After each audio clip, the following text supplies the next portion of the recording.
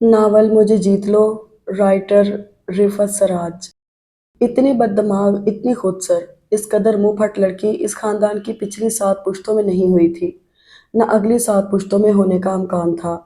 और उसके साथ ना ही उस जैसा हुस्न खानदान और खानदान से बाहर नजर आता था। अजब खून नगर और खुद पसंद लड़की थी, जिसकी ना कोई सहेली थी ना हमजोली। इस अजीम शान घर की अकेली जियो।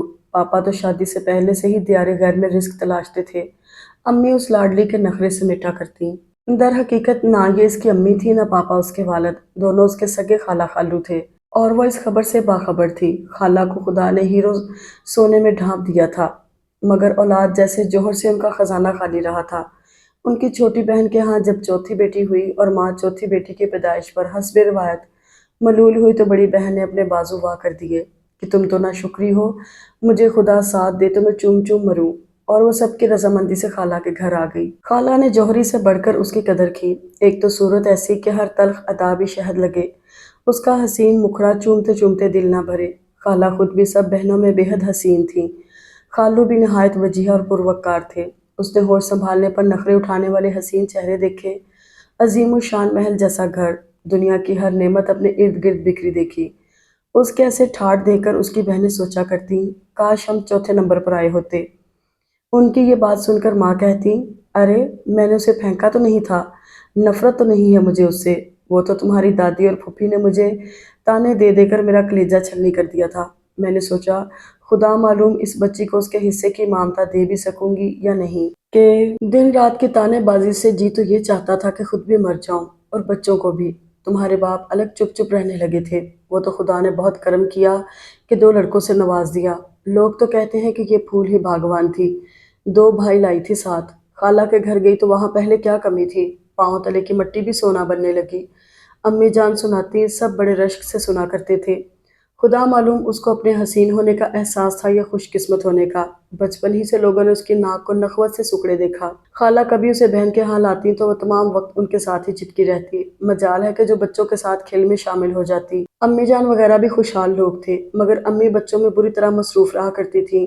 एक रोज जब वो 7 साल की थी तो खाला के हमरा अपनी सगी फूफी के यहाँ आई और हस्बे आदत खाला के पहलू से लगी बैठी रही। फूफी ने बहुत कहा कि बाहर लॉन में जाकर खेल लो बहन भाइयों के साथ, मगर वो होंठ लटकाए उसी तरह बैठी रही। जब फूफी ने दूसरी बार कहा तो खाला के कान में मिनमिनाई, मम्मी मैं नहीं खेलूंगी, उनके बच्चे कितने गंदे हैं, देखें बगैर शूज के क्रिकेट खेल रहे हैं। फूफी ने उसकी बुड़बुड़ाहट सुन ली। वो तो उनके सुनकर ही तप गई थी। अरे बेटा ये उनके क्या होता है, शाहीना पाल रही हो, इसे रिश्ते भी बताओ। इनविन नहीं हूँ, फुफ्फी हूँ, सगी फुफ्फी। और हाँ, बच्चे गंदे क्यों ना लगेंगे, तुम्हारी माँ इतर लोबान बल्कि कस्तूरी में नहलाती है तुम्हें। नौकर फूंके मार मार कर गर्द उड़ाते रहते हैं। फुफ्फी तबन हसास थी। दूसरे भावज की दौलतमंद बहन के सामने अपनी कम आयगी का एहसास भी था। चुप ना रह सके, सुना ही गई। अरे बाबा आप तो बच्ची की बात का बुरा मान गई, रिश्ते समझाने के लिए ही तो आप लोगों से मिलाती रहती हूँ। आप तो बच्ची की बात का बहुत ही बुरा मान गई, चले माफ कर दे। फूफी तो मजीद सुनाने का इरादा रखती थी, मगर शाहीना के माजरती अंदाज पर ठंडी पड़ गई। खैर बुरा तो नहीं माना मैंने, मेरा मकसद तो ये था कि लड़की ज़ात है, पराए घर जाना है, खुद सरी और जिद अच्छी नहीं होती। आज बच्ची है, खैर से कल बड़ी भी होगी। बेटे ये आपकी फूफी अम्मा हैं। फूफी अम्मा कहा करें आप। उन्होंने फूल का रुखसार चूमकर तलकीन की, जो बड़ी बेजार बेजार सी बैठी थी। फूफी ने चाय पेश की तो वो फूफी की बजाय माँ के बगल में घुसकर बोली, मैं चाय नहीं पीऊंगी। शाहीना खफीफ सी होकर बोली, ये चाय नहीं पीती आपा, सुबह नाश्ते में बमुश्किल दूध पिलाती हूँ। ए बेटा अल्लाह ने बड़ा रूप दिया है माशाल्लाह, आज पी लोगी तो मैली नहीं होगी। पुप्पी बड़ी सादा सी खतून थी, हर बात अपनी ज़ात तक ले जाती थी। उनको इस इनकार में भी अपनी हद तक महसूस हुई। हालांकि शाहीना चाय भी पी रही थी, स्नैक्स वगैरह भी ले रही थी, मगर पुप्पी हर बात में फूल को घसीट रही थी। घर आते ही फूल ने ऐलान कर दिया कि वो आइंदा इस गंदे बच्चों वाले घर में नहीं जाएगी। वो तो खैर पुप्पी का घर था, वो हकीकी माँ के घर जाती तो भी शाहीना के पहलू से लगी बैठी रहती। बचपन ही से उसने कहीं आने जाने में सरगर्मी नहीं दिखाई थी। रिश्तेदारों के हाथ जाने से तो बहुत ही कतराती थी। अलबत्ता तफरीही मकामात पर शाहीना के साथ बहुत शौक से जाती थी। उनका हाथ थाम कर दूर दूर हो आती, खुशी से हंसती खिलखिलाती। समुद्री मकामात पर शाहीना के साथ पानी से खेलती, बस लोगों के घर जाने से हमेशा कतराती। لوگوں کا جی چاہتا وہ ان کے ہاں آئے اور تقریبات میں شریک ہو، مگر وہ شاہینہ سے لپٹ کر منہ بسور کر کہہ دیتی، ممی میرا دل نہیں چاہتا۔ وہ اس انداز سے کہتی کہ وہ بے بس ہی ہو جاتی۔ اس کا منہ چوم کر کہتی، بیٹے ملنا جلنا بھی چاہیے نا، آپ تو مل لیتی ہیں۔ وہ ان کے زانوں پر سر رکھ کر نخرے سے کہتی، مگر لوگ تمہیں بھی تو بلاتے ہیں۔ وہ کوئی جواب نہ دیتی، اسی طرح ہونٹ لٹکائے ہاتھ میں پکڑی چیز نوچتی رہتی۔ وہ اور اس کی حقیقی بہنیں ایک ہی اسکول میں پڑھتی تھیں، اب کالج میں بھی آگے پیچھے کلاسز میں تھیں۔ شہر کا بہترین کالج تھا، اعلیٰ گھرانوں کی لڑکیاں وہاں آتی تھیں، مگر کالج میں بھی وہ بے حد نمایاں نظر آتی تھی۔ اس کی تینوں بہنوں نے سہیلیوں کو بتایا تھا کہ وہ ان کی حقیقی بہن ہے۔ لڑکیاں حیران ہوتی تھیں کہ وہ ان کی حقیقی بہن تو ہے تو ان سے اتنا الگ کیوں رہتی ہے، ان کی گاڑیاں الگ الگ کیوں ہیں اور مختلف سمتوں میں کیوں جاتی ہیں۔ بہرحال انہوں نے وضاحت کر دی تھی۔ ویسے وہ بھی اپنی بہنوں سائرہ، حمیرہ، ماہرہ میں جھلک ضرور مارتی تھی، مگر ان سے ہر انداز میں مختلف اور الگ تھلگ۔ سردیوں میں جب وہ کالج کے احاطے میں بیٹھی کسی کتاب میں گم ہوتی اور اس کی ناک میں پڑی ہیرے کی لونگ سورج کی تیز روشنی میں منعکس ہوتی تو وہاں بیٹھی لڑکیاں مبہوت ہو کر اسے تکا کرتی۔ قدم قدم پر خود کو اہم دیکھ کر اس میں حد سے زیادہ سرد مہری اور بے نیازی آتی گئی۔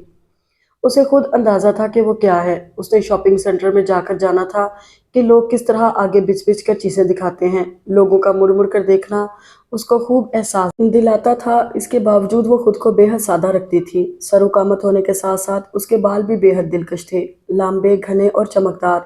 خدا نے بڑی فرصت سے بنایا تھا۔ رشتے تو اس کے اس وقت سے آنے شروع ہو گئے تھے جب وہ پالنے میں تھی۔ اب خاندان میں سے تو خیر کسی نے بھی ہمت نہیں کی تھی، البتہ غیر بہت آتے تھے۔ سائرہ کے فائنل کرتے ہی شادی کی تاریخ ٹھہر گئی۔ خالہ ہونے کے ناطے شاہینہ کو تو اہمیت سے جانا تھا۔ انہوں نے اسے وقت کی نزاکت اور اہمیت سمجھاتے ہوئے آخر کار رام کر لیا تھا۔ یہ پہلی شادی تھی جس میں وہ اہتمام سے شریک ہو رہی تھی۔ آخر اس کی حقیقی بہن کی شادی تھی۔ شاہینہ نے اس کے بے حد حسین ملبوسات تیار کرائے تھے۔ جب وہ شاہینہ کے ہمراہ پورچ میں اتری تو سب نے خندہ پیشانی سے اس کا استقبال کیا۔ وہ بھی رواداری سے مسکرائی۔ بچپن کی طرح اسی طرح شاہینہ کے ساتھ چپکی ہوئی تھی۔ لڑکیوں نے ڈھولک گیت گائے، وہ اسی طرح خاموش بیٹھی رہی۔ پھوپھی جان کی شبانہ نے اسے بھی دعوت دی کہ وہ بھی گائے، مگر اس نے انکار کر دیا۔ تب شبانہ نے اس کا ہاتھ پکڑ کر کھینچا، ارے پھول آؤ نا۔ پھول نے ایک دم ہاتھ کھینچ لیا، ارے بھی کیا بدتمیزی ہے، آپ تو بالکل آؤٹ آف مینرز ہیں۔ پھول کے ساتھ کب کسی نے بے تکلفی کی تھی؟ اس نے شبانہ کو بری طرح جھاڑ دیا۔ شبانہ تو خفیف سی ہو کر رہ گئی۔ سب ایک دم خاموش ہو گئے تھے۔ پھول اسی طرح بیٹھی تھی جیسے کچھ ہوا ہی نہیں۔ رات کو شاہینہ جانے لگی تو وہ بچوں کی طرح بسور کر ہمراہ چلنے کو کہنے لگی۔ تب شاہینہ نے سمجھایا کہ سب لوگ مجھے برا بھلا کہیں گے کہ نہ خود رک رہی ہوں اور نہ بیٹی کو ٹھہرا رہی ہوں۔ تم رک جاؤ، میں صبح پھر آ جاؤں گی۔ گھر پر جو کوئی نہیں ہے، ورنہ میں بھی رک جاتی۔ ویسے بھی آج 25 تاریخ ہے، ہو سکتا ہے پاپا آ جائیں تمہارے۔ انہوں نے اسے دوسروں سے چھپ کر سمجھایا، کیونکہ سب بچپن سے یہی کہتے تھے کہ شاہینہ ڈانٹ ڈپٹ بھی کرنا چاہیے، بچے سر پر چڑھ جاتے ہیں۔ مگر شاہینہ آج تک نہ ڈانٹ پائی تھی۔ ان کی بہن یعنی پھول کی جنم ماتا امینہ بھی بہن کو سمجھاتی تھی کہ بچوں کو سونے کا نوالا کھلانا چاہیے مگر ساتھ نگاہ شیر کی رکھنا چاہیے، مگر شاہینہ پر کسی کے کہنے کا اثر نہ تھا۔ وہ شاہینہ کو رخصت کر کے پورچ سے واپس آ رہی تھی، تبھی سامنے سے دو نوجوان آتے دکھائی دیے۔ وہ اپنی سمت آتا دیکھ کر ایک طرف ہو کر چلنے لگی۔ بات سنیں محترمہ، ان میں سے ایک بولا۔ وہ بولی نہیں بلکہ ناک سکوڑ کر ان کی طرف دیکھنے لگی۔ آپ غالباً پھول ہیں، شاہینہ آنٹی کے گلشن کا۔ دوسرے نے ٹکڑا لگایا، کیا بدتمیزی ہے، یہاں تو کسی کو بھی بات کرنے کی تمیز نہیں۔ پھول کا خون کھول گیا، یہ بدتمیزی نہیں، بکرے کا مغز ہے۔ اندر کچن میں پہنچا دیجئے اور بتا دیجئے کہ فضل کہہ رہا تھا پائے نہیں ملے۔ پھول سمجھ تو گئی کہ یہ نوکر کا لایا ہوا سودا سلف ہے، مگر اسے تو یہ بات انتہائی ناگوار گزری کہ اس سے کام کرنے کو کہا جا رہا تھا، وہ بھی اس قسم کے کام کو۔ اس نے بڑی رکھائی سے کہا، آپ کے بھی تو ہاتھ پاؤں سلامت ہیں، خود دے آئیے۔ وہ یہ کہہ کر بے نیازی سے آگے بڑھ گئی۔ جیسا سنا تھا ویسا ہی پایا۔ ندیم نے فواد کو آنکھ ماری تو فواد نے جواباً کہا، کچھ زیادہ ہی میرے یار۔ ندیم نے اسے دور جاتے ہوئے دیکھا، جانے کیا سوچ کر مسکرا دیا۔ ندیم امینا بیگم کے جیٹھ کا لڑکا اور فواد ان کی نند کا لڑکا تھا۔ دوسرے دن ندیم کھڑکی میں کھڑا تھا، غالباً نہا کر آیا تھا، تولیے سے سر رگڑ رہا تھا۔ اس نے امینا بیگم کو اس کمرے کی سمت ٹرے اٹھائے جاتے دیکھا جس میں پھول کا قیام تھا۔ وہ تولیے کو صوفے پر ڈال کر تیزی سے نیچے آیا۔ چچی جان، یہ کیا ہے؟ اس نے ٹرے کی سمت اشارہ کیا۔ بیٹا یہ پھول کا ناشتہ ہے، دیر سے اٹھتی ہے نا، وہ سب تو کر چکے ہیں۔ غضب خدا کا چچی جان، آپ بزرگ ہو کر یہ کام کر رہی ہیں، लाइए मुझे दीजिए, मैं ले जाता हूँ। इससे बेशतर वो कुछ बोलती, उसने ट्रे हाथ से ले ली। दरवाजे की दस्तक पर उसने थोड़े वक्फे के बाद दरवाजा खोल दिया। सामने नदीम को देखकर उसकी पेशानी पर बल पड़ गए। फरमाइए, उसने रुखाई से कहा। शहजादी आलिया का नाश्ता है, चची जान लेकर आ रही थी। मुझे अच्छा महसूस नहीं हुआ कि वो बुजुर्ग होकर, अगरचा बड़ा तो मैं भी हूँ मगर बुजुर्ग तो बहरहाल फिर भी नहीं हूँ। वो जताने के अंदाज में मुस्कुराया, मगर उस पर कोई असर ना हुआ। ट्रे लेकर सर्द अंदाज में दरवाजा बंद कर दिया। लम्हा भर को वो वहीं खड़ा रहा, फिर वापस पलट गया। हजार कहने पर भी वो मेहंदी में जाने के लिए तैयार नहीं हुई। अगरचा शाहीना भी आ गई थी और उन्होंने भी उससे कहा। तब उसने बेजारी से कहा, मम्मी, इस कदर हंगामों में मेरे सर में दर्द हो जाता है। बस कह जो दिया, नहीं जाऊंगी। फ्रिल लगी छोटी छोटी आस्तीनों वाली कमीज और हमरंग चुस्त पजामे में वो नजरों में खुभी जा रही थी। वो शाहीना के गले में बाहें डालकर कोई बात कहे और शाहीना ना माने तो ये मुमकिन ही नहीं था। हमेशा की तरह माथा चूम कर बोली, अच्छी बात है मेरी जान, ना जाओ, आराम करो। सब लोग चले गए थे। 9 बजे तक अमीना, उनकी एक दो नंदे बस घर में थी और दुल्हन। वो कमरे में लेटी मैगजीन पढ़ती रही, फिर बाथरूम में घुस गई। नहा धोकर डार्क ब्लू शलवार सूट में मलबूस बाहर निकली।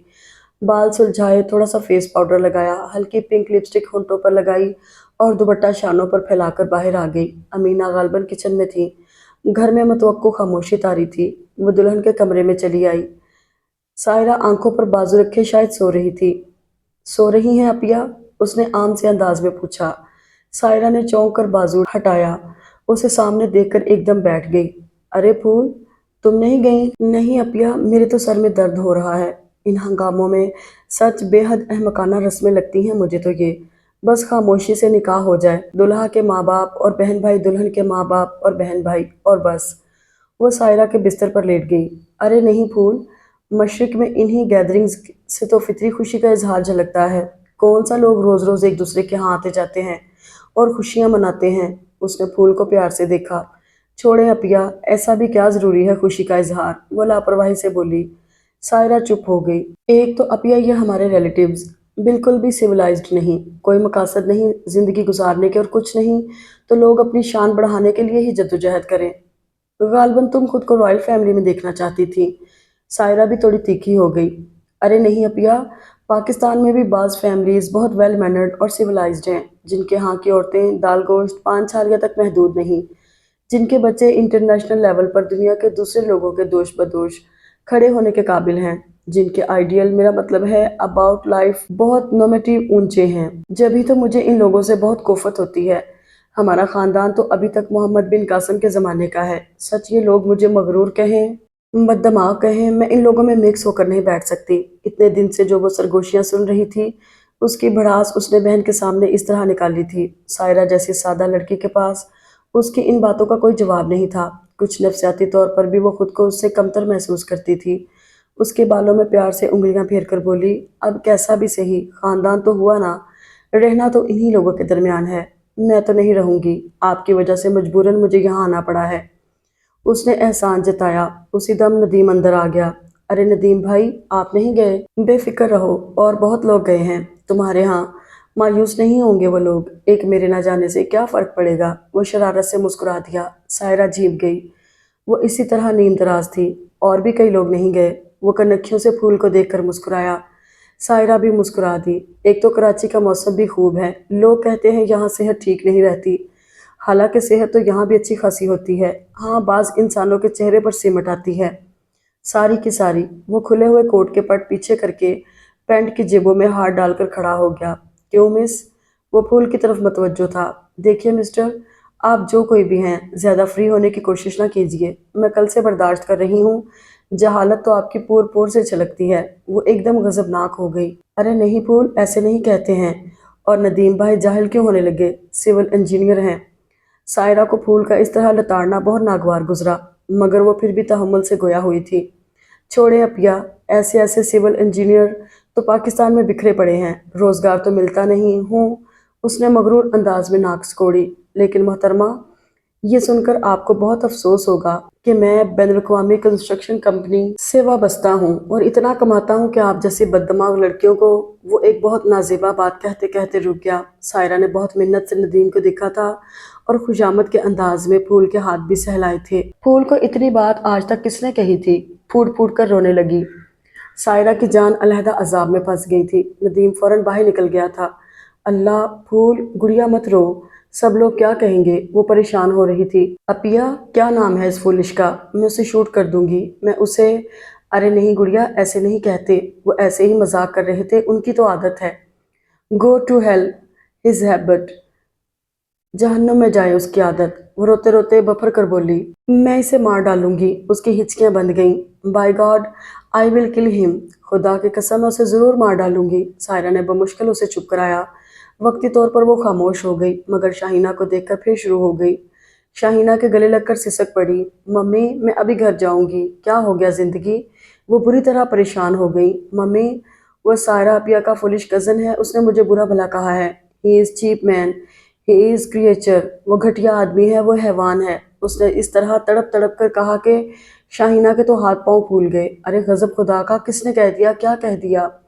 تب سائرہ نے ٹو دی پوائنٹ بات بتا دی۔ شاہینہ برا مان کر بولی، بھئی جب میری بیٹی کسی کے ساتھ مذاق نہیں کرتی تو کوئی اس کے ساتھ مذاق کیوں کرے؟ اسے عادت نہیں ہے اس قسم کی باتیں سننے کی۔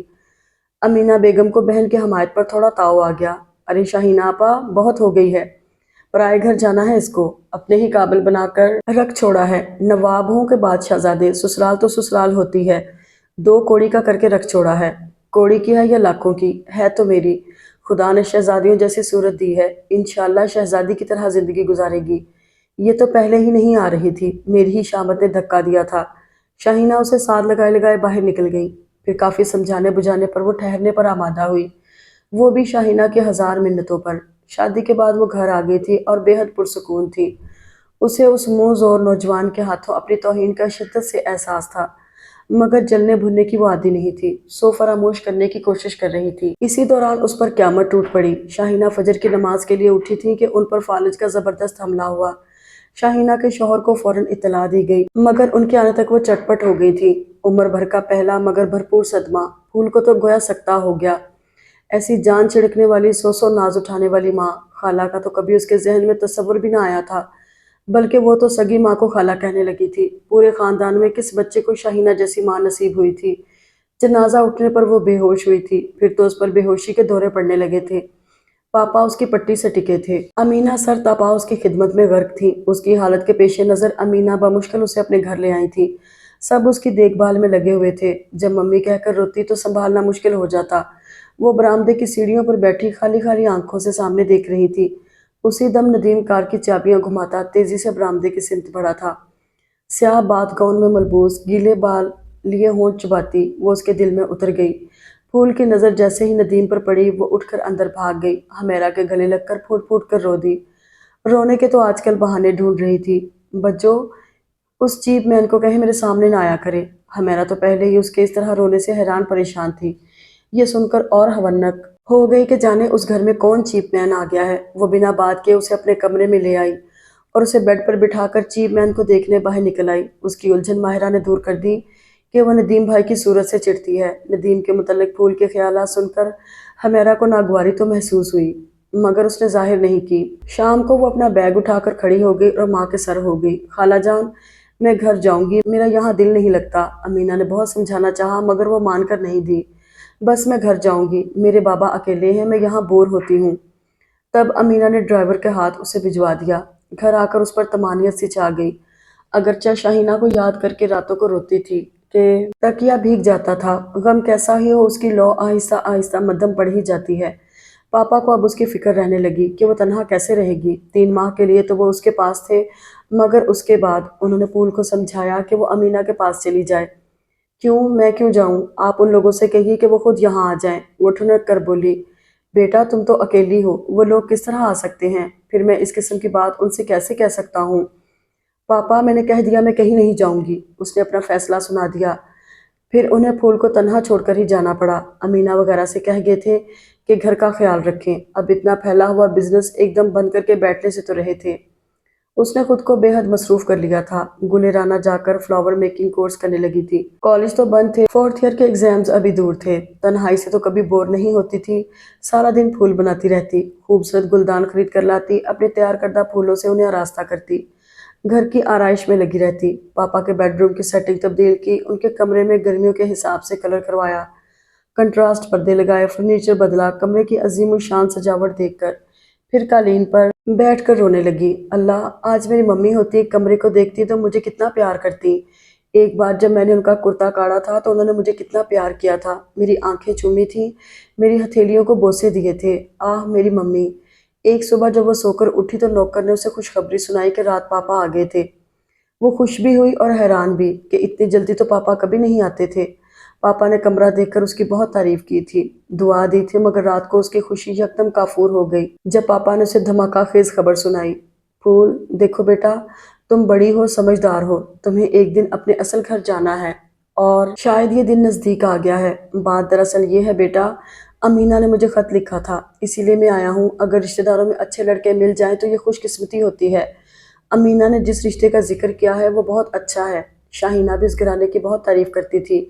یہاں کراچی میں بھی میں لڑکے کو دیکھ چکا ہوں، گزشتہ سال وہ مجھے کینیڈا میں بھی ملا تھا، ملاقات رہی تھی۔ تمہاری، میرا مطلب ہے سائرہ کی بڑی پھپھو کا لڑکا ہے، اکلوتا بیٹا، 2 بہنیں ہیں۔ امینہ مجھے تفصیلاً لکھ چکی ہیں، میں اسی لیے جلدی کر رہا ہوں کہ تمہاری طرف سے بہت فکر رہتی ہے۔ وہ واضح طور پر نہ کہہ سکے۔ امینہ نے اس کی خودسری، ضدی پن، مستقبل کے خدشات، ایک ایک بات بہنوئی کو لکھ دی تھی۔ یہ باتیں اگرچہ کسی نے پہلی مرتبہ انہیں بتائی تھی، مگر بہت دفعہ وہ شاہینہ کے بے جا لاڈ پیار کا اندازہ کر چکے تھے۔ اسے تو خاندان کے بارے میں کچھ علم نہ تھا، خدا معلوم کون سی پھپھی تھی اور کیسا لڑکا تھا۔ سارے زمانے میں ایک پاپا ہی سے اس کی رگ دبتی تھی۔ شاہینہ ہوتی، اسے ہر بات منوانا آسان تھی۔ اس کا دل تو چاہا کہ پاپا سے کہے، مجھے اس کی صورت تو کم از کم دکھا دیجئے۔ پاپا تو اس کی خاموشی کو رضامندی سمجھے۔ ان کے خیال میں وہ کراچی میں مقیم ہر رشتہ دار سے واقف تھی، بڑی پھپھی کا اشارہ ہی کافی تھا۔ اب انہیں کیا پتا تھا کہ اسے اتنا تو پتا ہے کہ پھپھیاں ڈھیروں ہیں، مگر یہ نہیں معلوم تھا کہ بڑی کون ہے، منجلی کون ہے، چھوٹی کون ہے۔ پاپا نے اس رشتے کو ترجیح اس لیے دی تھی کہ ایک تو وہ اس کی سگی پھپھو کا گھر تھا، دوسری فیملی بہت مختصر تھی، سوئم لڑکا لائق، خوبصورت اور آگے بڑھنے کا جذبہ رکھتا تھا۔ جب تک شادی کی تاریخ نہ ٹھہر گئی اسے یقین نہیں آیا۔ اس نے امینہ کو کہلوا دیا تھا کہ گھر میں کوئی فضول رسم نہیں ہوگی، آخر اس کی بات ہی مانی گئی، حالانکہ لوگوں کو اس گھر سے ایسی شادی کی توقع تھی جو برسوں یاد رہتی۔ صبح 11 بجے اس کا نکاح ہونا تھا، شام کو ہوٹل میں ڈنر تھا۔ آج ہی گلابی بنارسی شلوار سوٹ میں ٹشو کا دوپٹہ سر پر پھیلائے، وہ بے حد سادہ تھی، بال سلجھا کر ایسے ہی چھوڑ دیے تھے۔ امینہ نے شگون کے طور پر زبردستی اس کی ناک میں نتھ ڈالی۔ ایک نتھ ڈالنے سے ہی اس پر ایسا روپ آیا تھا کہ امینہ نے اسی وقت اس کی نظر اتاری۔ وہ آج بہت خوش تھی کہ وہ اپنے بہنوئی سے زیادہ اس کی طرف سے فکر مند تھی۔ اس کے حقیقی باپ، دنیاوی باپ، ایک دو خاندانوں کے دوسرے مردوں کے ہمراہ نکاح خوانی کو آئے تو وہ بڑے ضبط سے بیٹھی رہی۔ نکاح کے دوران جب اس نے سنا عارف ندیم کے ساتھ نکاح قبول ہے تو اس کی ہتھیلیوں اور تلووں سے پسینہ پھوٹ نکلا۔ کہیں ندیم، اس کی آواز نہ نکل سکی۔ بیٹی، کہو بیٹی، قبول ہے۔ وہ سسک پڑی۔ آج اس کی کوئی سننے والا نہیں تھا، صحیح سننے والا بھی نہیں تھا کہ اس کی ماں شاہینہ نہیں تھی، جو اس کی غلط بھی مانتی تھی، غلط بھی سنتی تھی۔ اسی دم پاپا کی آواز ابھری، پھول بیٹی۔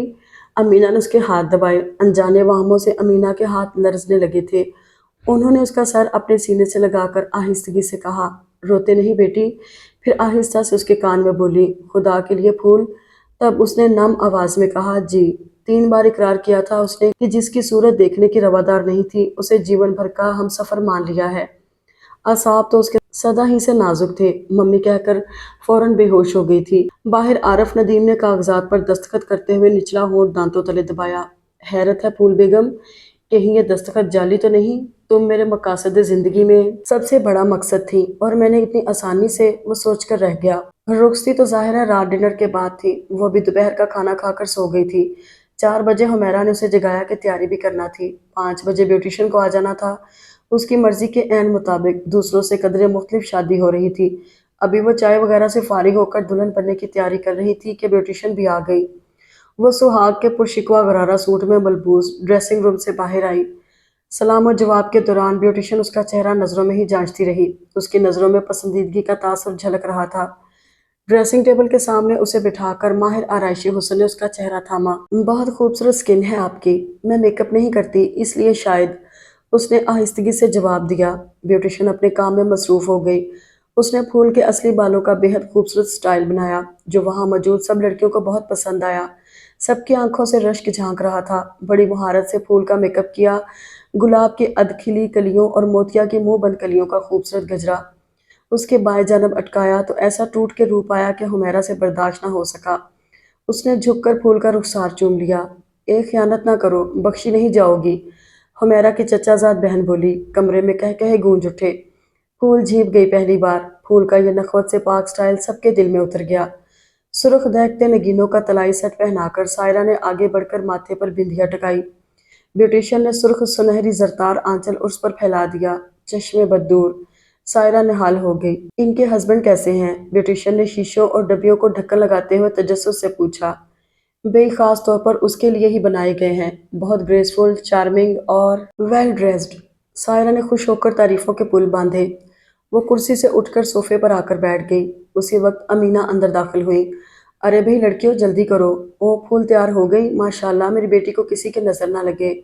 ذرا فضل سے کہو کالا بکرا ادھر ہی لے آئے، میں اس کا ہاتھ چھوا دوں۔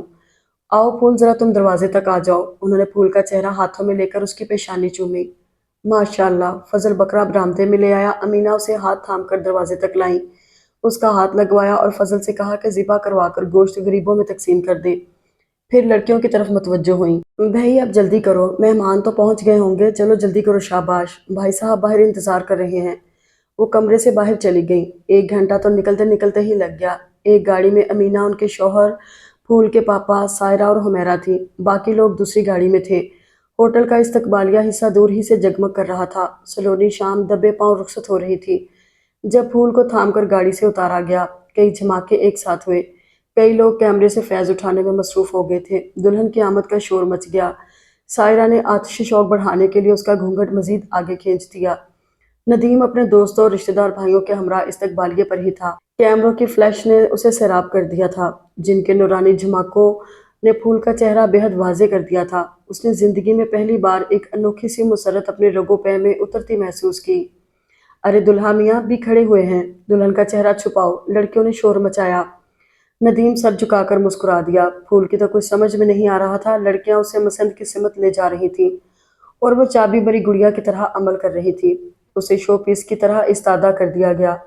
ڈنر کے بعد تصاویر موویز کا سلسلہ شروع کیا گیا۔ ایک صوفے پر پھول کو بٹھا کر ندیم کے لیے منادی کی گئی، جو جانے کس کونے میں دوستوں سے نمٹ رہا تھا۔ اس کے غیر ملکی دوستوں کو بھی دلہن بہت پسند آئی تھی۔ انہوں نے اسے مبارکباد دی تھی۔ وہ انہیں ہی رخصت کر رہا تھا۔ جب وہ داخلی دروازے سے اندر داخل ہوا تو پھول سامنے ہی دیکھ رہی تھی۔ وہ سناٹے میں رہ گئی۔ گویا یہ عارف ندیم میری اتنی نفرت کے باوجود کہیں انتقاماً، بے شمار سوالات اس کے ذہن میں ابھرے، لیکن اس کا دل بجھ گیا تھا۔ پاپا، یہ آپ نے کیا کیا؟ یہی آپ کو کینیڈا میں ملا تھا، یہی ہے وہ خوش شکل، یہی ہے وہ مؤدب و مہذب۔ پاپا میں نے آپ پر، آپ کی محبتوں پر اندھا اعتماد کیا۔ پاپا آپ نے یہ کیا کیا؟ میں دنیا میں کئی لوگوں سے چڑھی، مگر کبھی کسی کے سائے سے پناہ نہیں مانگی۔ جس کے سائے تک سے پناہ مانگی، پھول کے لیے یہ ایک بڑا دھچکا تھا۔ وہ جس کزن، جس دلہا کی تعریفیں گزشتہ 15 دن سے سن رہی تھی، وہ یہ تھا۔ اس کا دل بجھ گیا۔ جس جیون ساتھی کے بارے میں وہ افتخار محسوس کر رہی تھی، وہ یہ ہے۔ ندیم کو اس کے پاس بٹھا دیا گیا۔ وہ اس کا وجود محسوس کرتے ہی دوسری طرف تھوڑا سا کھسک گئی۔ اس کی یہ حرکت قطعی غیر ارادی تھی۔ ارے سول انجینئر ضرور ہیں، سیمنٹ کے نہیں بنے ہوئے ہیں جو چبھیں گے۔ اس کی کزن نے سرگوشی کی، جو ندیم نے بھی سن لی۔ وہ بے ساختہ مسکرا دیا۔ اسی وقت کیمرہ چلا اور ایک حسین پوز ہمیشہ کے لیے مقید ہو گیا۔ رات گئے تک ہنگامہ رہا۔ رخصتی ہوئی اور وہ بہت ضبط سے گاڑی میں آ کر بیٹھ گئی۔ سارے ہنگامے میں وہ شاہینہ کو ایک پل فراموش نہ کر سکی تھی۔ آج ممی ہوتی تو اس تقریب کا چہرہ ہی بدلا ہوتا، اس نے دکھ سے سوچا تھا۔ گاڑی ندیم ڈرائیو کر رہا تھا۔ ساتھ میں چھوٹی بہن تھی۔ پچھلی نشست پر پھول اپنی ساس یعنی بڑی پھپھی اور دونوں نندوں کے ہمراہ تھی۔ ندیم نے گاڑی میں بیٹھتے ہی اندرونی بیک ویو مرر کا زاویہ بدلا تو ساتھ بیٹھی بہن شوخی سے کھنکاری تھی۔ پھپھو ان سب باتوں سے بے نیاز ایک طرفہ گفتگو میں مصروف تھی۔ ارے دلہن، یہ کڑے چھوٹے تو نہیں پڑے؟ اب اتنی جلدی کیسے بنتے؟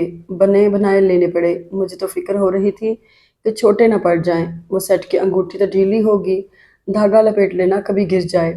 ارے امی، اتنی سمجھ تو پھول بھابھی کو بھی ہوگی، آگے بیٹھی روشن نے سر گھما کر ماں سے کہا۔ ارے ان ہنگاموں میں تو سمجھ بھی پھر جاتی ہے۔ امی گھر جا کر پہلی فرصت میں چیک کر لیجیے گا۔ ندیم نے مسکراہٹ دبا کر ایک موڑ کاٹا۔ وہی چپتا ہوا لہجہ جو پھول کے تن بدن میں آگ بھر دیتا تھا۔ پھوپھی کی تو سمجھ نہیں آئی ندیم کی بات، مگر روشن نے بھائی کو گھورا۔ بری بات بھائی جان، मगर फूल का जहन गाड़ी में नहीं था। उसके जहन में अलग ही खिचड़ी पक रही थी। वो पुप्पी की हदायतों से बेजार हो रही थी। तौबा, पुप्पी का नाम तौसीफा की बजाय हदायत जहां या मशवरा बेगम होना चाहिए था। फूल ने बेजार होकर सोचा। उसने काहे को ये नसीहतें हिदायतें सुनी थी। घर जाकर पुप्पी को कुछ शगुन और याद आ गए। नाजुक मिजाज फूल थक कर चूर चूर थी। जब्त करने की तो उसकी आदत नहीं थी। रोशन के कान में बोली, खुदा के लिए मुझे कहीं लिटा दो, मुझे चक्कर आ रहे हैं। चक्कर का सुनकर तो रोशन हवास बाख्ता हो गई और लम्हा ज़ाया किए बगैर उसे आरास्ता कमरे में ले आई। कमरा एयर कंडीशनर से ठंडा हो रहा था। वो वसी बेड पर बेदम होकर लेट गई और लगी जेवर उतारने। अरे रे नहीं भाभी, प्लीज। जहाँ इतनी देर वहां। रोशन ने उसके हाथ थाम लिए मिन्नत से। वो भी नेकी के मूड में थी। नंद की बात मान गई। रोशन के जाते ही नदीम को भेज दिया गया कि वो दुल्हन की दिलजोई करे। वो अंदर आया तो उसका नसीब, बल्कि खुशनसीबी तकिए पर सर टेके बिल्कुल बेदम थी। उसने सोफे पर बैठकर आराम से जूते उतारे, साथ उसका जायजा भी लेता रहा। मैंने कहा मोहतरमा, आज की जमाशुदा तवानाइयाँ भी आज के दिन काम ना आईं। जो शख्स कभी हिलकर पानी ना पिए उसकी तवानाई का जखीरा इस कदर तो होगा कि एक छोटा मोटा एटमी बिजली घर चल सके। उसने मेज पर पांव फैला दिए। फूल के थके हुए असाब पर उसकी बात हथौड़ा बनकर लगी। वो निबाह के तस्वुरात में खोई थी कि वो हजार मुंह फट बददिमाग और मगरूर थी, मगर मशरकी लड़की थी। ऐसे घराने की लड़की जहां लड़कियां माओ से तो उलझ कर बात मनवा सकती हैं, मगर बाप के सामने हद अदब उनके पाँव की बेड़ी बन जाती है। और आरफ नदीम को तो उसने खुद कबूल किया था, जिसकी तारीफों में घाट घाट का पानी पीने वाले पापा ने जमीन आसमान के किलाबे मिला दिए थे। ये फैसला उस बाप का था जिसने फूल नाम रखकर बिल्कुल फूलों की तरह रखा था। चंद घंटे कबल जब शिकस्त का एहसास करके उसके असाब चटकने लगे थे, एक और खूबसूरत एहसास किसी कोने से उभरा। नदीम एक बहादुर पुरअज़्म मर्द। औरत अगर मजबूत किरदार की हो तो चैलेंज करने और जीतने वाले मर्द से जरूर मुतासर होती है। पत्थर से पत्थर औरत भी इस वक्त पिघल जाती है जब मर्द उसे जीतता है, उसे सर करता है। मगरूर और मजबूत औरत कभी शिकस्त नहीं खाती। खाती है तो तस्लीम नहीं करती, लेकिन सही मानों में पुरअज़्म मर्द मिल जाए तो कदर करती है। फूल को उसका जीत लेना अच्छा लगा। वो किसी के असाब पर सवार है, किसी ने उसे अपनाने के जतन किए। फूल को अपने मुकाम का पता था, मगर आज गरूर बेतोड़ नशा बन गया था। गोया उसने समझौता कर लिया था, लेकिन इस वक्त नदीम का अंदाज ना वो परवाना बना और ना भस्म हुआ, ना वो आशिक बना और निसार हुआ। ये अंदाज मोहब्बत करने वालों के, जीतने वालों के तो नहीं होते। फूल इसी तरह दराज रही। वो नंगे पांव कालीन पर कदम जमाता आहिस्ता आहिस्ता उसके नजदीक चला आया। आंखें बंद किए वो निढाल थी। बंद आंखों की पलकें थरथरा रही थी। वो एक लम्हे को मबहूत हो गया। उसी दम पट से फूल ने आंखें खोल दी। वो एकदम संभल गया। अरे शुक्र है जिंदा हो। वो मुस्कुराया। मैं तो डर ही गया था कि कैसी नफरत अंगेज बात जो मोहब्बत करने वाले सोचते भी नहीं। इतनी खूबसूरत रात और मरने मरने वाली बात। वो उठकर बैठ गई। जब्त की परत परत उतरने लगी। मैं इस लबो लहजे और इस किस्म की बातों की आदी नहीं हूँ। वो ज्यादा नेकी की राह न चल सकी, बिगड़ उठी। अब उसके तस्वुर में आरफ नदीम नहीं बल्कि नदीम था, जिसकी तल्ख बातें सुनकर उसे अपने हार जाने का एहसास हो रहा था।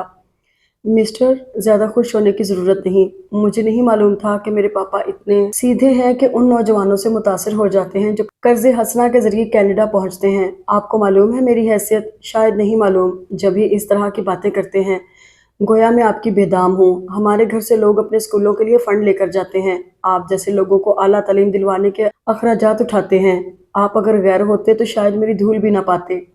पापा ने आपको रिश्तेदार होने के नाते तरजीह दी, और आप। फूल ने शिकस्त का लावा बहाते हुए लम्हा भर को भी न सोचा कि इस वक्त वो नदीम से नहीं, अपने कानूनी और मजहबी शौहर से मुखातिब है। वो मशरिक में शौहर की हैसियत से शायद कतई नाबल्द थी। खत्म हो गई आपकी तकरीर? वो कटीले अंदाज में मुस्कुराया। अरे फूल बेगम, क्या समझती हैं आपके हुस्न आप पर खत्म है? हम जैसे सेल्फ मेड लोगों को अपर क्लास जाल फेंक कर खींचती है। उनके अपने लड़के तो अय्याशियों में पड़ जाते हैं या बाहर शादियां कर लेते हैं। फिर ये तबका मिडिल क्लास ताज़ा तरक्की पसंद और ज़हीन नौजवानों को कारोबार में शेयर के साथ दामाद बनाता है। एक से एक लड़की मुझे मिल सकती थी। तुमसे तो मैंने सवाब कमाने के लिए शादी की है। उसका लहजा दो धारी तलवार हो गया, और लफ्ज सवाब सुनकर तो फूल के जैसे भीड़ें चिमट गईं। वो हिस्टेरियाई अंदाज में रोने का प्रोग्राम बनाने लगी थी कि नदीम नजदीक आ गया। मैं तुम जैसी बदजुबान मगरूर लड़की को सीधा करने का अज़म लेकर इस आग में कूदा हूँ, और जाहिर है ये सवाब का काम है। अच्छा खैर छोड़ो, ये आज क्या बेसरोपा बातें शुरू हो गई। उसने मुस्कुराकर बड़ी चालबाजी से कहा, और फूल बुरी तरह बिदक कर पीछे हट गई।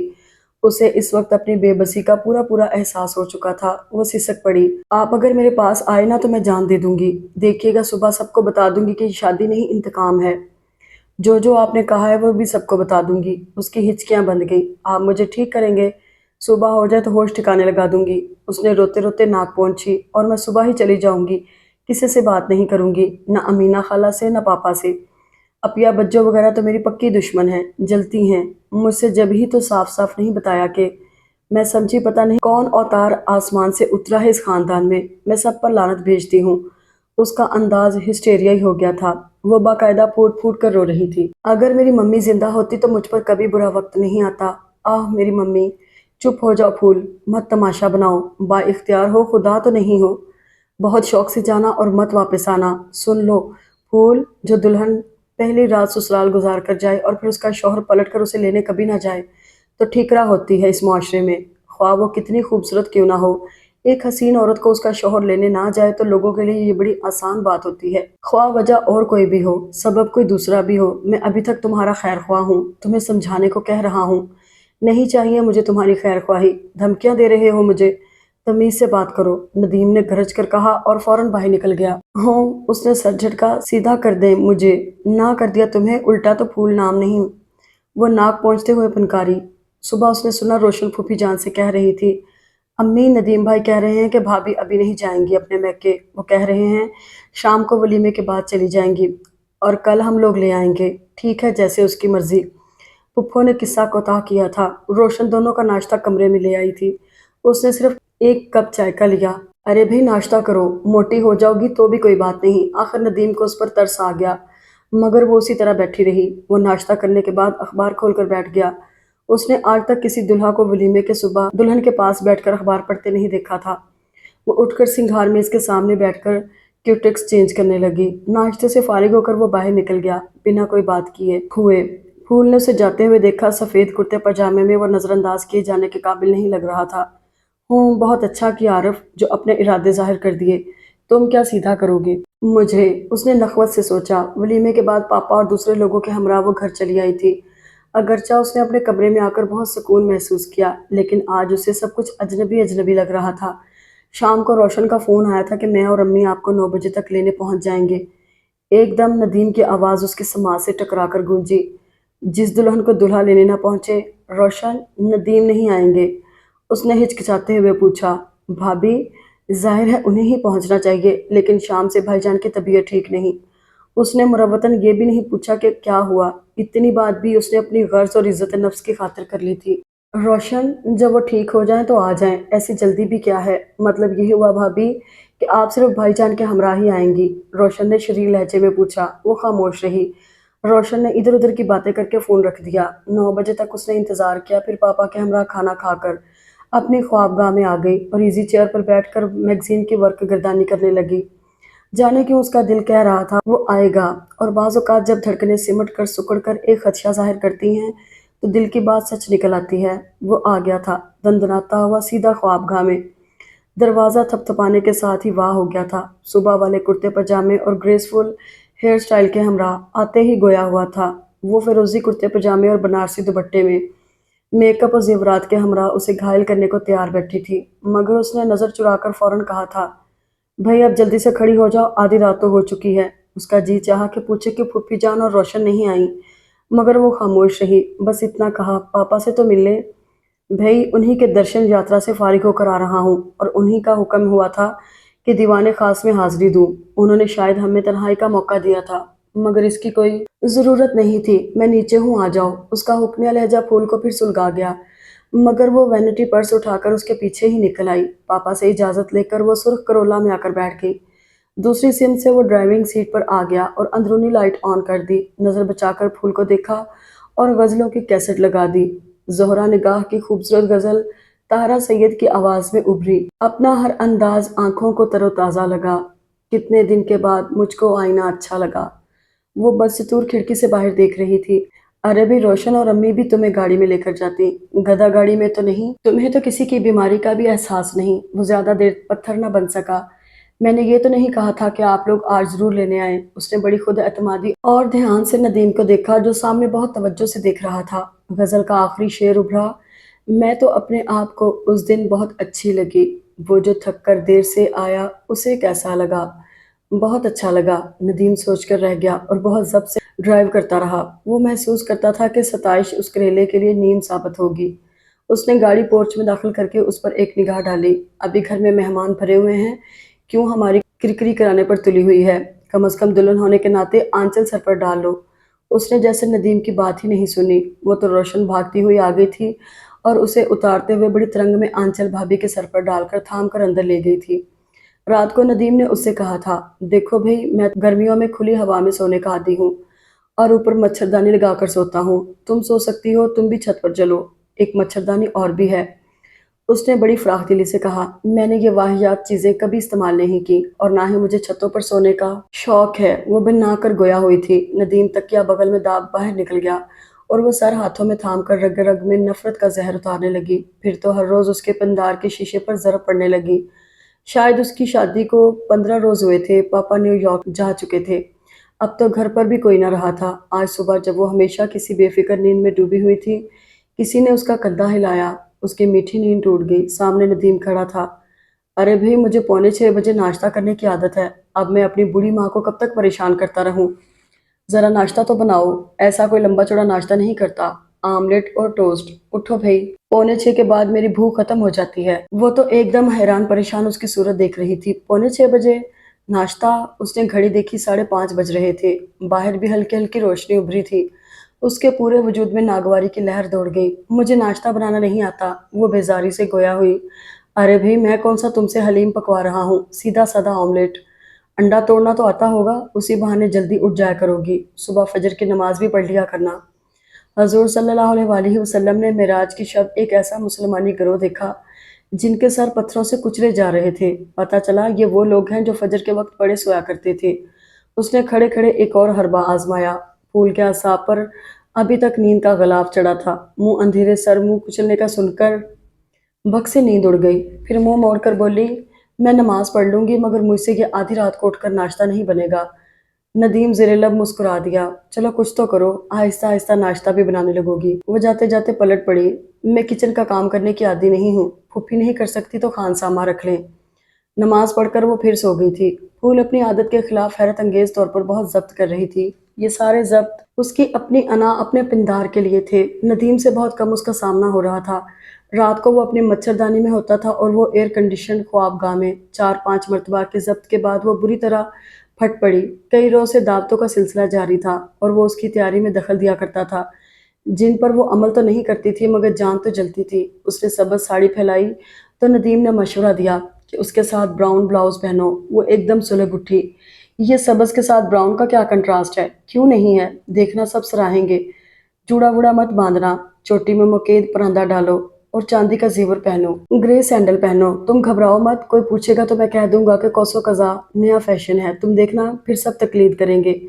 کوسو قزا تو سب کو اچھی لگتی ہے۔ وہ اتنا سیریس تھا کہ وہ سلگ اٹھی اور اپنے پرانے انداز میں چل کر اس کے پاس آئی۔ ندیم صاحب، آپ میری نرمی سے خوش فہمی میں مبتلا مت ہوں۔ میں اس ملک کی ان لڑکیوں میں سے ہوں جو فیشن تخلیق کرتی ہیں، تقلید نہیں۔ آپ حکم چلا کر خوب خوش ہوتے رہیے، میری مصلحت کوشی کو اپنی کامیابی سمجھیے۔ ندیم صاحب، میں اس خاندان کی سب سے دولت مند لڑکی ہوں۔ دولت و حسن میرا اثاثہ ثانیہ ہے اور عزت و وقار اثاثہ اول، کیونکہ اس کے بغیر وہ اثاثے دھندلا جائیں گے، بے تاثر ہو جائیں گے۔ میں اپنی قسمت کے اس تاریک دور میں کسی جذباتیت سے کام لے کر اپنے پاؤں پر کلہاڑی مارنا نہیں چاہتی۔ انسان اس دنیا میں زندگی گزارنے آیا ہے نا، تو شان سے زندگی گزارے۔ آپ اپنی شان کی حفاظت کریں اور میں اپنی آن بان اور شان کی۔ براہ کرم مجھ پر احکام صادر کرنے کی کوشش نہ کریں، ورنہ یہ کسی کے لیے بھی اچھا نہیں ہوگا۔ ندیم کے لیے اس کا انداز ناقابل برداشت ہو گیا۔ پھول، تمیز سے بات کیا کرو، کیا شان ہے تمہاری؟ 3 بال کے عوض یہاں آئی ہو، 3 بال کے عوض یہاں سے واپس بھیج سکتا ہوں۔ پھول سناٹے میں رہ گئی۔ اس کے گمان جھوٹے نکلے۔ وہ جیتی نہیں گئی تھی، انتقام کا نشانہ بنی تھی۔ محبت کرنے والے فراق کے ذکر سے بھی ڈرتے ہیں، اور یہ شخص۔ وہ ندیم کے نزدیک چلی آئی۔ ندیم صاحب، لوگ محبتوں سے جیتے جاتے ہیں، نفرتوں سے نہیں۔ آپ لوگ ہمارے معیار کے نہیں ہیں۔ میں 5:45 آپ کو ناشتہ نہیں دے سکتی۔ میں آپ کے منتخب کیے ہوئے آپ کی ذہنیت کے غماز لباس نہیں پہن سکتی۔ میں چھتوں پر نہیں سو سکتی۔ میرے پاپا سیدھے سادے آدمی ہیں، آپ انہیں پھنسا سکتے ہیں، مجھے نہیں۔ مجھ سے شادی کرنے سے پہلے آپ کو معلوم کر لینا چاہیے تھا کہ دولت مندوں کی اکلوتی بیٹیاں کیسے رکھی جاتی ہیں۔ اس نے اپنا وینٹی پرس اٹھایا، آئینے کے سامنے کھڑے ہو کر بال سیٹ کیے۔ تم تو 4 بہنیں ہو، جن کی دولت پر تم نازا ہو وہ… میں نے جس محل میں آنکھ کھولی ہے وہ میری راجدھانی ہے، وہاں میرا حکم چلتا ہے، میں اس کی مالکن ہوں۔ جنہوں نے مجھے محبتوں سے نوازا وہی میرے والدین ہیں۔ وہ اس کی بات کاٹ کر ترشی سے بولی، اور ندیم صاحب ایک بار کینیڈا اور ہو آئیے، ہو سکتا ہے اس بار زیادہ اچھی اسامی۔ چٹاخ ندیم کا ہاتھ میکانکی انداز میں اس کے رخسار پر جا پڑا تھا، اور وہ نادم بھی نہیں تھا۔ پھول، تم میری پسلی سے نکلی نہیں لگتی، میری پسلی اتنی ٹیڑھی تو نہیں ہو سکتی۔ میں نے تو سوچا تھا محبتیں سب پر ایک سا اثر کرتی ہیں۔ جاؤ تم سونا بچھا کر 100 نوٹوں کی چادر بنا کر اوڑھو، بے وقوف لڑکی۔ وہ پردہ اٹھا کر تیزی سے باہر نکل گیا تھا۔ امینہ پھپھی خاندان کے دیگر بڑے اسے سمجھا چکے تھے، اور اس نے قطعیت سے کہہ دیا تھا کہ اس کا ندیم سے کوئی رشتہ نہیں۔ اس فیصلے کے بعد بے حد پرسکون تھی اور اپنی پرانی مصروفیات میں مصروف ہو گئی تھی۔ روشن فون پر رونا دھونا مچاتی تھی۔ پھول نے نوکر سے کہہ دیا کہ اگر روشن کا فون آئے تو اسے نہ بلایا جائے۔ بھائی بھائی تعویذ بنا کر گلے میں ڈال لو روشن بیگم۔ ہوں۔ رمضان شروع ہو گئے تھے۔ روزے تو اس نے ساری عمر میں گنتی کے رکھے تھے، مگر عید اکثریت کی طرح بے حد اہتمام سے مناتی تھی۔ گھر کی نئے سرے سے سیٹنگ ہو رہی تھی۔ پاپا کے دوست، ممی کی سہیلیاں، ان کے بچے اسے مبارکباد دینے آتے تھے، جو اس کے گھر، لباس، حسن کی تعریفوں سے اس کی گردن میں مزید کلف لگاتے تھے۔ چاند رات تک تمام صفائی وغیرہ ہو چکی تھی۔ وہ اپنے ملبوسات وارڈروب میں لٹکا چکی تھی۔ مہندی کا تو اسے شوق نہیں تھا۔ وہ ایئر کنڈیشنر تیز کر کے نوکروں کو کوارٹروں میں بھیج کر لمبی تان کر سو گئی۔ 1 بجے کے قریب شور سے اس کی آنکھ کھل گئی۔ اسے گمان ہوا نوکر جو اندر ہی رہتے تھے سحری کرنے اٹھے ہیں۔ اس نے غور سے دیکھا تو 1 بج رہا تھا۔ اسی دم کسی کے بھاگنے کی آواز آئی۔ مردانہ قدموں سے کوریڈور میں دھمک پیدا ہو رہی تھی۔ وہ چادر پھینک کر اٹھی اور نیچے جھانکا تو اس کا سانس چلنا بھول گیا۔ کالے کالے ڈھاٹے باندھے اونچے لمبے ڈاکو نوکروں کو رسیوں سے جکڑ رہے تھے۔ غفور کے منہ میں کپڑا ٹھونسا ہوا تھا، وہ ستون سے بندھا ہوا تھا۔ پھول کی ٹانگیں بے جان ہو گئیں۔ وہ خود کو گھسیٹ کر فون تک لائی اور تھانے کے بعد امینہ کے گھر ڈائل کیا، اور شکر ادا کرنے لگی کہ فون کی تاریں نہیں کاٹی گئی تھیں۔ اتنی دیر تک گھنٹی بجتی رہی، فون کسی نے نہیں اٹھایا۔ اسی دم کسی کے زینہ طے کرنے کی آواز آئی تو پھول کی گگی بن گئی۔ اس نے روشن کا دیا فون نمبر ملایا۔ اسی دم دروازہ دھڑ دھڑایا گیا۔ دروازہ کھولو سیٹھانی۔ پھول ٹیلی فون سیٹ اٹھا کر ڈریسنگ روم میں گھس گئی۔ اس کے حواس جواب دینے لگے تھے، سیٹھانی دروازہ کھول، ورنہ دروازہ توڑ دیں گے۔ سندھی لہجے میں کوئی غرایا اور دروازہ بری طرح پیٹ ڈالا۔ اسی دم دوسری طرف کسی نے فون اٹھا لیا تھا۔ آواز ابری تھی، ہیلو میں پھول۔ سیٹھانی تیری خیر نہیں، ہائے اللہ۔ دوسری طرف پھول کی ہائے اللہ سنی گئی۔ اس کے منہ سے بمشکل نکلا، ڈاکو۔ اسی دم کوئی کھڑکی توڑ کر کودا۔ پھول کے اعصاب جواب دینے لگے۔ اس نے فون لکڑی کی میز کے نیچے چھپا دیا۔ اسی دم ایک سیاہ طوفان اندر جھانکا اور پھول تاب نہ لا سکی۔ اگلے لمحے وہ بے خبر تھی۔ پھول پھول کوئی اس کے رخسار تھپتھپا رہا تھا۔ غالباً اس کے چہرے پر پانی کے چھینٹے مارے گئے تھے۔ پھول نے آنکھیں کھولیں۔ وہ اپنے دبیز بستر پر تھی، کوئی اس پر جھکا تھا۔ تھوڑی دیر بعد وہ دیکھنے کے قابل ہوئی۔ لائٹ براؤن نائٹ سوٹ میں ندیم اس کے بہت قریب تھا۔ اسے ایک دم وہ خوفناک منظر یاد آیا جب ڈریسنگ روم کا سرخ پردہ کھسکا تھا۔ وہ چیخ کر اٹھ بیٹھی۔ ندیم کے گلے سے لگ کر وہ بڑی اپنائیت سے پھوٹ پھوٹ کر روئی۔ وہ سب کہاں ہیں؟ آپ کیسے آئے؟ ارے بھئی مجھے ان سب کی تو خبر نہیں، فکر تو بس تمہاری تھی، شکر ہے کہ تم ٹھیک ہو۔ وہ ڈاکو کہاں ہیں؟ کیا کیا لے گئے؟ بھئی پکڑا تو ایک گیا ہے، باقی شاید بھاگ گئے۔ تم نے شاید پولیس کو فون کر دیا تھا۔ دیکھو بھئی تم بالکل ٹھیک ٹھاک ہو، صبح کے 5 بج رہے ہیں، گھر میں کسی کو نہیں معلوم کہ میں ادھر آیا ہوں۔ عید کا دن شروع ہو چکا ہے، امی اٹھ چکی ہوں گی، مجھے نہ پا کر پریشان ہوں گی۔ وہ ایک دم اجنبی انداز میں اٹھ کھڑا ہوا۔ پھول نے چونک کر اسے دیکھا۔ وہ اسے روکنا چاہتی تھی، اس سے کچھ پوچھنا چاہتی تھی، لیکن اس کا نروٹھا پن دیکھ کر وہ اپنی انا پرست طبیعت کو آمادہ نہ کر سکی کچھ بھی کہنے پر۔ ندیم نے ٹیبل سے اپنی رسٹ واچ اٹھائی اور اس کی طرف پلٹا۔ اچھا بھئی عید مبارک، آئندہ ڈاکو آنے تک خدا حافظ۔ کیا انداز تھا جتانے کا۔ آپ نہ جائیں، فون کر دیں کہ میں یہاں ہوں۔ اندر کی زبردست طاقتوں سے نبرد آزما ہو کر اس کی خالص آواز دھیمے سے ابھری۔ ندیم نے چونک کر اس کے سمت دیکھا۔ ارے نہیں بھائی، ماں بہنوں کے سامنے تھوڑی بہت عزت ہے۔ کیا سوچیں گی کہ ندیم صاحب بھی کیا بے حمیت انسان ہیں، بیوی آنے پر آمادہ نہیں، اور یہ ہے کہ راتوں رات عید مبارک کہنے فرار ہو گئے۔ اس کا دل کہہ رہا تھا کہ ندیم صرف ایک بار کہہ دے کہ گھر چلو، مگر وہ خاموش تھا۔ ندیم چلیے، میں بھی ساتھ چلتی ہوں، پھپھی اور روشن کو عید مبارک بھی کہہ دوں گی۔ اس نے ٹیڑھی میڑھی بات کی۔ اجی نہیں، شکریہ، مبارکباد ہی تو دینا ہے، فون پر دے دیجیے گا۔ پھول کا خون پھر جوش پر آنے لگا۔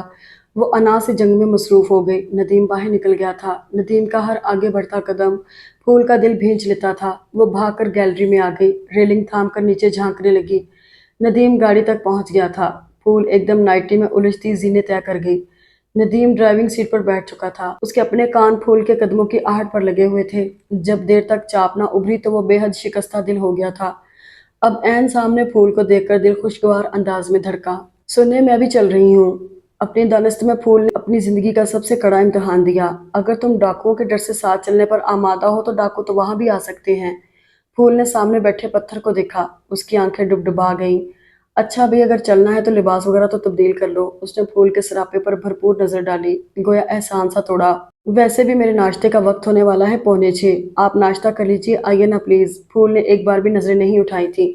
ناشتہ کون بنائے گا؟ ایک نوکر تو ہسپتال میں ہے، باقی نظر نہیں آ رہے۔ اس نے تامل کیا۔ میں خود بنا لوں گی۔ اتنی دل فریب ادا تھی کہ ضبط مشکل ہو گیا۔ وہ ناشتہ بنانے چلی گئی۔ ندیم نے گھر فون کیا۔ تھوڑی دیر بعد وہ آملیٹ، ٹوسٹ اور چائے سے سجی ٹرے لیے حاضر تھی۔ گلابی نائٹی میں صبح کے خوبصورت سمے وہ پھول ہی لگ رہی تھی۔ سنیں ہمیں تھانے وغیرہ تو جانا نہیں پڑے گا؟ اس نے ٹرے رکھتے ہوئے پوچھا۔ ارے نہیں بھئی، باقاعدہ گواہوں کے سامنے تمہیں قبول کیا ہے، وہ تیزی سے بولا تھا۔ پھول نے نچلا ہونٹ دانتوں تلے دبا کر مسکراہٹ روکی۔ میں ڈاکے کے متعلق کہہ رہی تھی، رپورٹ تو مرتب کر لی ہوگی۔ پتہ نہیں، وہ ناشتے میں مصروف ہو گیا۔ پھول لباس تبدیل کرنے چلی گئی۔ ارے بھئی پھول بیگم، یہ آملیٹ تو تمہارے اخلاق کی طرح بالکل جلا ہوا ہے۔ کف کے بٹن بند کرتی پھول بری طرح شرمندہ ہو گئی۔ جب وہ گاڑی میں اس کے برابر بیٹھی تو ندیم نے اس کی سمت دیکھا۔ تم میرے پاس ہو پھول، مگر مجھے بالکل خوشی نہیں کہ مجھے یہ خوشی ڈاکوؤں کی مرہون منت لگ رہی ہے۔ میں بہت احمق ہوں پھول، تمہیں دیکھا، تمہیں چاہا اور پیچھے پڑ گیا۔ حالانکہ تم کوئی خوبصورت شو پیس نہیں بلکہ ایک جیتی جاگتی لڑکی ہو۔ شادی کسی فریق کی بالادستی اور شہنشاہیت کا نام نہیں۔ یقین کرو بعض اوقات مجھے بہت افسوس ہوتا ہے۔ دراصل میں مشکل پسند آدمی ہوں۔ سوچا تھا تمہیں محبت کرنا سکھاؤں گا، مگر پھول محبت سکھائی نہیں جاتی، یہ تو… اس نے بات ادھوری چھوڑ کر ہونٹ بھینچ لیے۔ ندیم وہ مرد ہی کیا جس کا عزم راستے میں دم توڑ دے۔ ندیم وہ مرد ہی کیا جس کے فیصلے پختہ نہ ہوں۔ وہ مرد ہی نہیں جس کی زبان ایک نہ ہو۔ آپ اپنی خوبیوں پر افسوس کر کے مجھے مایوس نہ کریں، مجھے زندگی بخش کر زہر نہ پلائیں۔ آپ مجھے کبھی بھی برے نہیں لگے۔ میں نہیں چاہتی تھی کہ آپ پر ظاہر ہو جائے کہ آپ مجھے کتنے اچھے۔ ندیم، شاید ہمارا منفی اور شدید عمل اسی لیے ہوتا ہے کہ ہم اپنے حقیقی جذبات کو چھپانا چاہتے ہیں اور یہ نہیں سوچتے کہ حقیقت کو منفی انداز میں چھپا کر ہم خود پر کتنا ظلم کرتے ہیں۔ اس نے ہاتھ مسلتے ہوئے دھیرے سے اپنی خودداری، اپنے غرور کو موت کا آخری نشتر چبو دیا۔ اسی دم گاڑی کے بریک تیزی سے چرچرائے۔ اس کا سر ڈیش بورڈ سے ٹکراتے ٹکراتے بچا۔ معاذ اللہ! ارے بھائی، اتنی خوبصورت بات کہنے سے پہلے یہ تو سوچ لیا ہوتا کہ میں گاڑی چلا رہا ہوں۔ پھول نے مسکراہٹ سر جھکا کر چھپانا چاہی۔ پھول نے نظریں اٹھائیں۔ ندیم نے اس کی خوبصورت آنکھوں میں جھانکا اور مسکرا کر کہا، ٹھیک ہے، ساتھ ہی ایکسیلیٹر دبا دیا۔ پھول کھڑکی سے باہر دیکھنے لگی تھی۔ اگر آپ کو یہ ناول پسند آئے تو ویڈیو کو لائک اور چینل کو سبسکرائب ضرور کیجیے گا، اور آپ کو یہ سٹوری کیسی لگی کمنٹ میں ضرور بتائیں۔ شکریہ۔